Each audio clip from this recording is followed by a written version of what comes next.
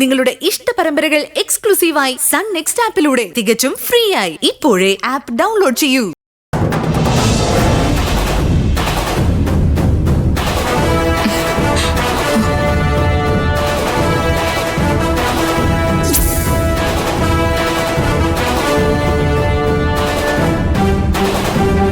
എടി സ്വാതി, നീ ഈ കളിക്കുന്നത് ഒരു പെൺകുട്ടിയുടെ ലൈഫ് വെച്ചിട്ടുള്ള കളിയാ. ഞാനിപ്പോ കല്യാണ പെണ്ണിന്റെ മുറിയുടെ അടുത്ത് നിന്നാ വിളിക്കുന്നേ. അവള് ഹൽദിക്ക് വേണ്ടി റെഡിയാവാ. ആ വീണ ശരിക്കും കല്യാണത്തിന്റെ ത്രില്ലിലാ. അവളുടെ സന്തോഷം ഞാൻ കണ്ടതാ. നമുക്കിത് ഒഴിവാക്കിക്കൂടെ? ഏതായാലും എനിക്ക് വയ്യ ഇത് ദർശനേച്ചിയെ കാണിക്കാനായിട്ട്. വീണ ഈ വീഡിയോ കണ്ട കല്യാണം മുടങ്ങുമെന്ന് മാത്രമല്ല, അവള് ചിലപ്പോ മനസ്സ് കൈവിട്ട് എന്തെങ്കിലും ചെയ്തു കളഞ്ഞു എന്ന് തന്നെ വരും. അത്രയ്ക്ക് അവള് സന്തോഷത്തിലാ. ഈ വീഡിയോ എനിക്ക് ആരോ മനഃപൂർവ്വം അയച്ചതാ. ഏതായാലും നിഖിലേട്ടനുമായിട്ട് എന്നെ തെറ്റിക്കാനുള്ള അടവാണ്.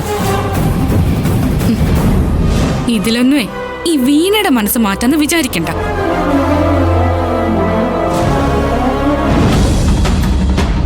അവന്റെ ബാംഗ്ലൂർ ഡേയ്സ് കുഴപ്പം പിടിച്ചതാണെന്ന് അവൻ തന്നെ എന്നോട് പറഞ്ഞിട്ടുള്ളതല്ലേ. പിന്നെ എന്നെ അതുപോലെ ഒരു ട്രാപ്പിൽ നിന്നല്ലേ ദർശനം എടുത്ത് രക്ഷിച്ച്.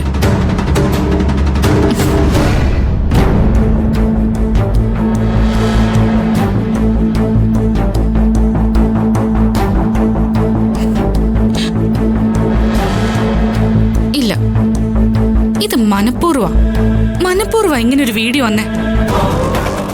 നിത്യ, ഞാൻ അനുഭവിച്ച ട്രാപ്പിന്റെ മറ്റൊരു വേർഷനാ ഇത്. അതൊരു അരുണാണെങ്കിൽ ഇതൊരു നിഖിൽ. ഒരു പെണ്ണിനെ താലി കെട്ടിയിട്ട് മറ്റൊരു പെണ്ണിനെ, അത് നമ്മുടെ വീണയെ ആ ചതിക്ക് വിട്ടുകൊടുക്കണോ?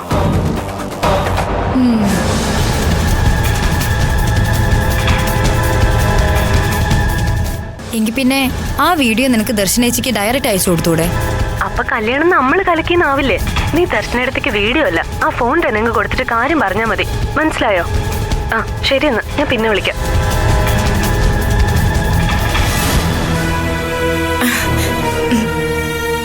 ഒരു ഫ്രണ്ട് അയച്ചെന്ന വിഷ്വൽ ക്ലിപ്പാ. ഓരോരുത്തർ ഇറങ്ങിയിരിക്കാം അവസാന നിമിഷം കല്യാണം മുടക്കാൻ. എന്താ ഇവിടെ നിൽക്കുന്നേ? അങ്ങോട്ട് പോ. എന്നാ നമുക്ക് കഴിച്ചിട്ട് വരാം. ഇത് വീണയുടെ ഫ്രണ്ടാ, നിത്യ. ഹായ്. ഇത് രൂപേഷേട്ടന്റെ ഭാര്യ ദർശന. എനിക്കറിയാം, വീണയുടെ ഫ്രണ്ടല്ലേ. സ്വാതി വന്നില്ലേ? ഇല്ല. അപ്പൊ ഇതാണ് ദർശനേച്ചി. ഇപ്പൊ വീഡിയോ കൊടുത്താ ശ്രേയ കാണും. അത് വേണ്ട. നിങ്ങളിവിടെ ഇങ്ങനെ നിന്നാലോ? ഫുഡ് കഴിക്കണ്ടേ? എല്ലാവരും ഫുഡ് കഴിക്കാൻ തുടങ്ങി. വേഗം ചെല്ലേ, ഹൽദിയുടെ സമയായി. മോളെ, നീ ഇങ്ങോട്ട് ചെല്ലേ. വാ.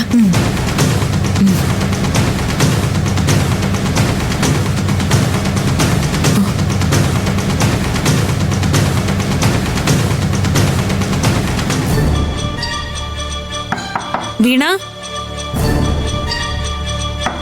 വീണ,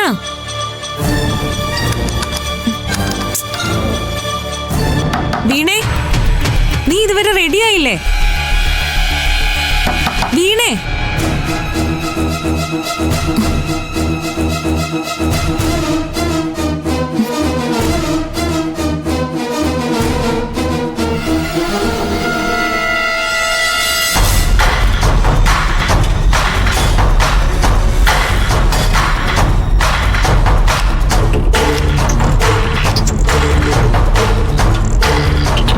ആശാനെ, CCTVയുടെ വയറൊക്കെ കട്ട് ചെയ്തെന്നല്ലേ പറഞ്ഞത്?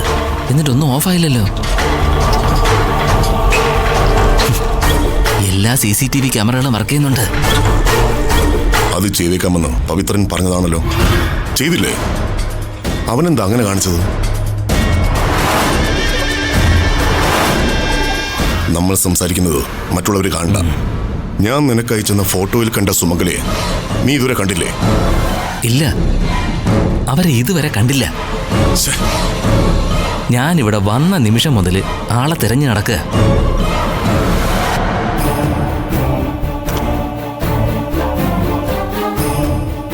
ഓ, അപ്പോ അതും ഞാൻ ഉദ്ദേശിച്ച ഊളൻ്റെ ഒക്കെ തന്നെ.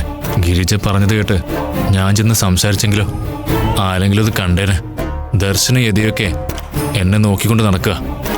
പോകാത്ത ഏതായാലും നന്നായി. ക്യാമറയിൽ ആ രഘുവിൻ്റെ മുഖം എന്തായാലും പതിഞ്ഞു കാണും. ഓ മൈ ഗുഡ്നസ്, ആശാൻ പറഞ്ഞതുപോലെ ഞാൻ ആ ക്യാമറയുടെ വയർ ഇതുവരെ കട്ട് ചെയ്തില്ല. നീ അങ്ങോട്ട് ചെല്ല. ഇവിടെ നിന്ന് ചുറ്റിക്കളിച്ചാൽ എന്നെ എല്ലാവരും കാണും. ആ ദർശനയ്ക്കും സുമംഗലയ്ക്കും എന്നെ അറിയാം. ചെല്. ദേ, സുമംഗലെ കണ്ടു കഴിഞ്ഞാൽ ആ നിമിഷം കാര്യം നടത്തി പുറത്തു കടന്നോളണം. എന്നെ നോക്കണ്ട. ഫംഗ്ഷനൊന്നും നീ ശ്രദ്ധിക്കണ്ട. കണ്ട സ്പോട്ടിൽ ഫിനിഷ്. ഓക്കെ?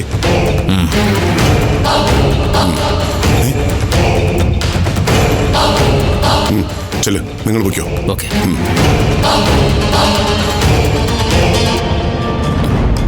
ആശാനെ, നീ ക്യാമറയുടെ വയർ കിട്ടിയതില്ലേ? ആരെങ്കിലും കാണുമെന്ന് എനിക്ക് പേടിയൊന്നുമില്ല. കാര്യം കഴിയുന്നതിന് മുമ്പ് പിടിക്കപ്പെടരുത്. അല്ല, അത്രേ ഉള്ളൂ. ഇപ്പൊ തന്നെ ഞാനത് കട്ട് ചെയ്തേക്കാം. പിന്നെ ഈ ആൾക്കാരുടെ മുന്നിൽ ഇങ്ങനെ പരസ്യമായിട്ട് നിൽക്കുന്നത് അത്ര സേഫ് അല്ല. ആ ദർശനെ ശരിക്കും ആശാന് മനസ്സിലായിട്ടില്ല. അവൾ IPS മേലെ. ആശാനെ കണ്ട എല്ലാ പണിയും പാളും. അപ്പോ ഒരേ സമയം പലരെ പവിത്രൻ ഇറക്കിയിട്ടുണ്ട്. നിഖിലിന്റെ അടുത്ത് തന്നെ നിന്നേ പറ്റൂ. ഇത് പവിത്രന്റെ കൊട്ടേഷൻ ടീം തന്നെ. എന്നാ ശരി, ഞാൻ പോകുന്നു. ആ യതി വരുന്നുണ്ട്.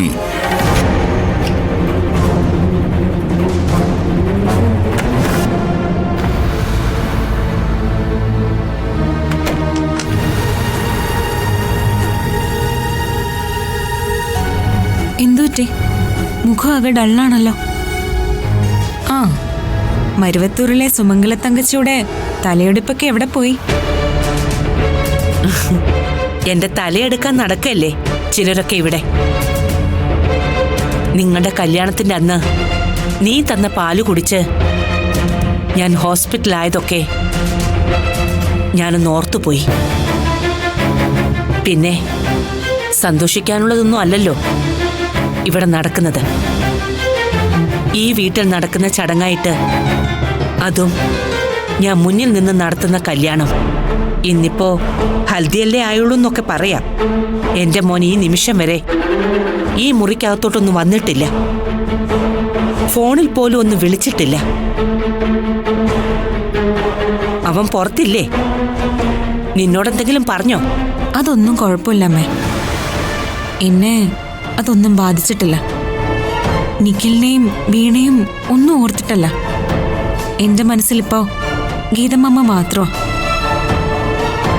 രൂപേഷേട്ടൻ ഇവിടേക്കുണ്ട്.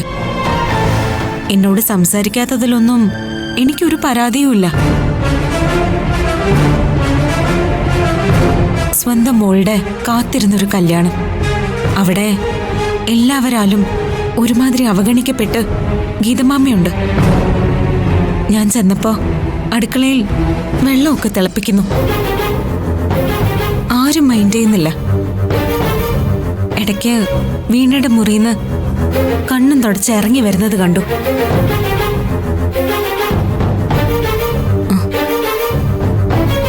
ഗീതമാമ്മയ്ക്ക് നല്ല വിഷമമുണ്ട്. മുത്തശ്ശി വന്നില്ല. നാട്ടിൽ നിന്ന് മറ്റു ബന്ധുക്കളൊന്നും വന്നില്ല. പിന്നെ ഇവിടെയുള്ളവരുടെ ഗീതമാമ്മയോടുള്ള പെരുമാറ്റം, അതൊന്നും ഞാൻ അമ്മയോട് പറയണ്ടല്ലോ. വിഷമമെല്ലാം ഉള്ളി വെച്ച് നിർബന്ധിച്ച് ഹാളിൽ കൊണ്ടിരുത്തിയിട്ട് ഞാൻ ഇങ്ങോട്ട് വന്നേ.